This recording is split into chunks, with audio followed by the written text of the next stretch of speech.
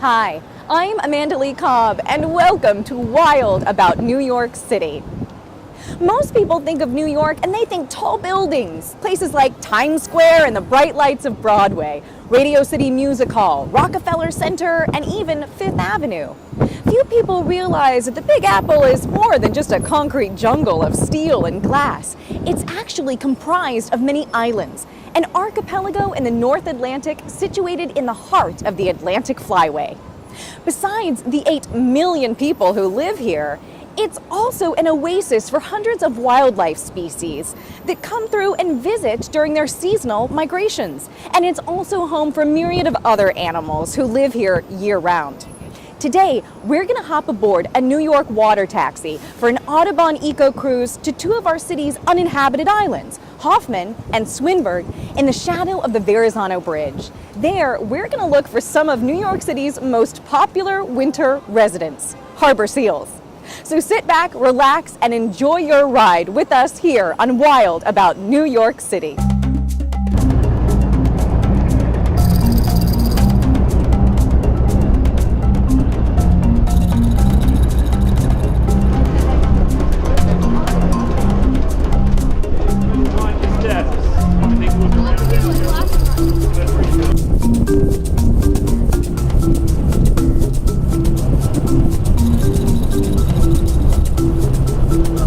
Great, because this isn't something you're going to see every year, so enjoy it while you can.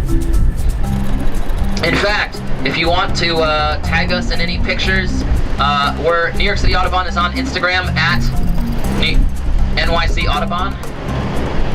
Oh cool, yeah, just ahead on the left at about 11 o'clock there's a great blackback gull on the ice eating what looks like a dead bird.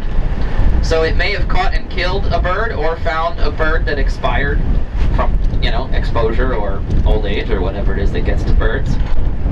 Let's see if we can identify its meals.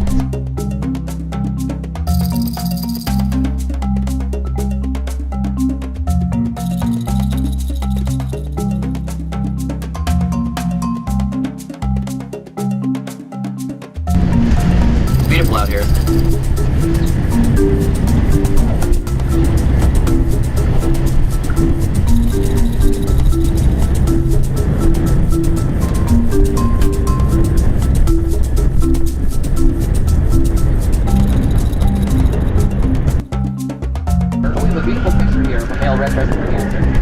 Thank you. This is a photograph. If you can see it closer, this is what it would look like. Red eyes, red beak, and a crazy mohawk type crest.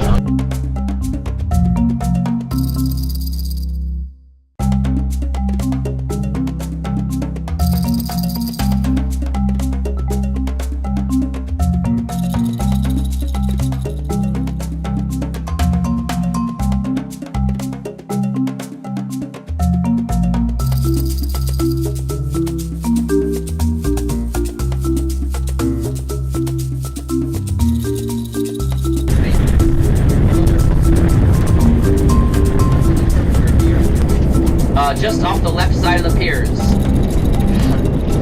They look like small ducks with long necks and white cheeks, but not a duck.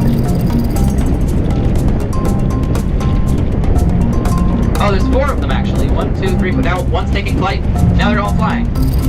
Directly ahead. Yep, those are the horned grebes. Yep, they're small.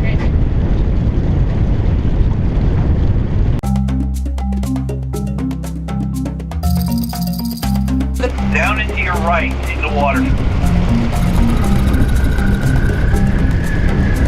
So these appear to all be harbor seals, which are the most abundant seal species globally. Sometimes we get other species of seal here. There's a larger, more northern seal called the gray seal that we've seen here. And once in a great while, I've seen harp seals out here, which are the Arctic tundra seals that are known for getting clubbed to make fur coats. I've only seen 1 or 2 harp seals.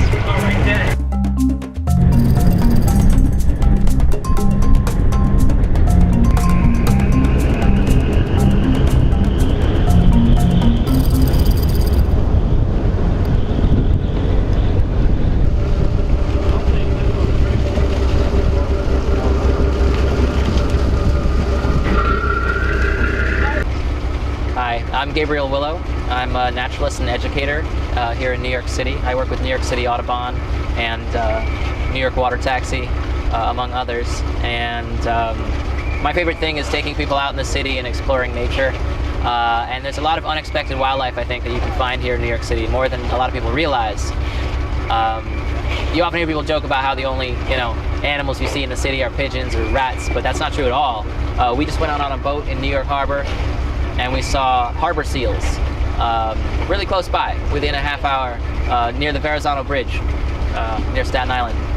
We probably had about 20 harbor seals hauled out on the rocks and swimming in the water. And they're amazing, they're these beautiful sea mammals. They're pretty big, they're about 6 feet long, and they dive in the water and catch fish, little herring and other schooling fish, and they like to haul out on the rocks to relax. Even though today, they really like to sun themselves. They like to bask in the sun to warm up, but there's no sun today. It's all snowy. We could barely see out there. It was all just like we were in a snow globe, but we still spotted the seals. And also other animals, a lot of birds that are only here in the winter. We saw loon, we saw grebes, we saw various geese and ducks. And this is the kind of stuff you'll only see if you get out here in the winter. And you don't have to go too far out, you just have to hop on a boat, or maybe even just go out on a pier around the perimeter of the city. And I think a lot of times people forget that New York City is actually an archipelago. It's a collection of islands, and it's surrounded by water.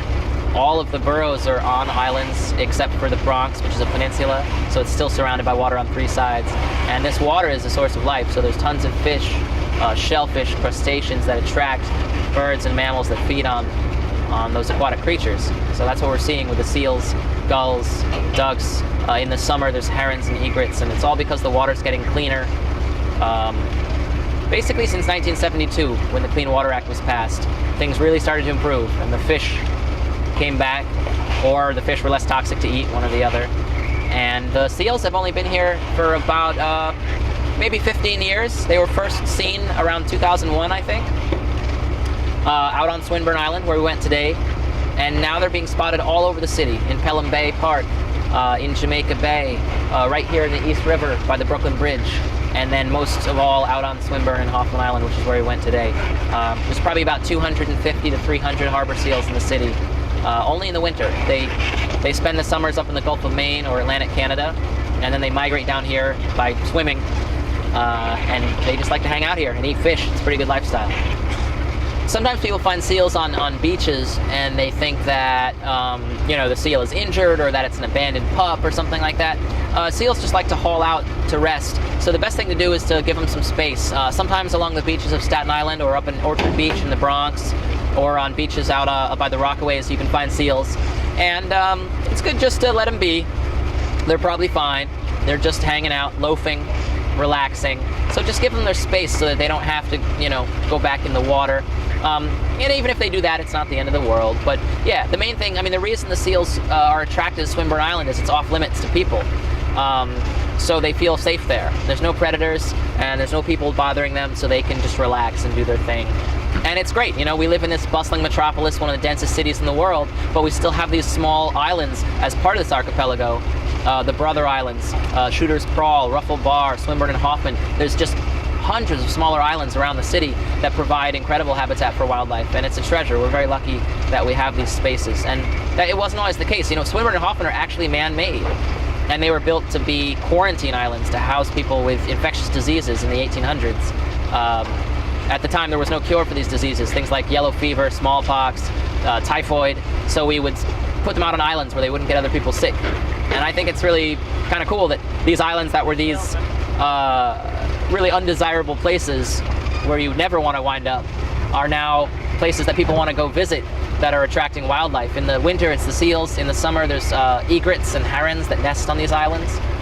And so year-round, they're providing habitat for wildlife, and they're oases.